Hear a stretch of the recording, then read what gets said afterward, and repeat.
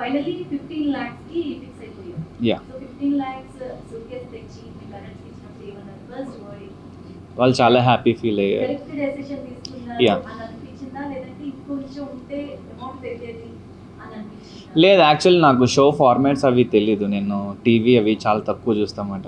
So అందుకే even Emmanuel అన్న లాస్ట్లో టాప్ 5 కూర్చోబెట్టినప్పుడు అడిగినప్పుడు ఈ గేమ్కి వచ్చిన వాళ్ళు అందరూ స్ట్రాటజీస్ ప్లే చేద్దాం, ఈ గేమ్లో ఎలా ఆడితే బెనిఫిట్ అవుద్దో అవన్నీ తెలుసుకున్న లోపే నేను టాప్ 5లో వచ్చి కూర్చున్నా అని చెప్పి. నాకు తెలియదు యాక్చువల్లీ. నేను అందుకే 7.5 దగ్గరే అంటే ఇంకా పెంచుతారో లేదో, ఇది లాస్ట్ అమౌంట్ ఏమో అని నేను మా పేరెంట్స్ని అడుగుతా అన్న.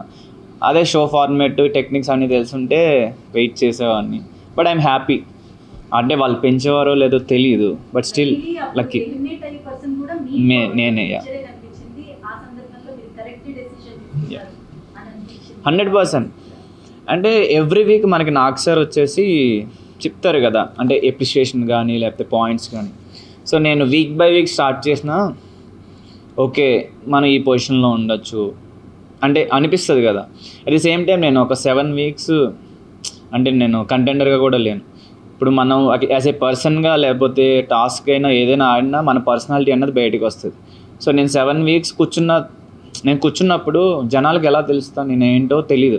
సో నా మైండ్లో అదే ఉంది, నేను 7 weeks కూర్చున్నా, ఆ 7 weeks బాగా ఆడిన వాళ్ళు ఖచ్చితంగా ప్రజలకు నచ్చుతారు.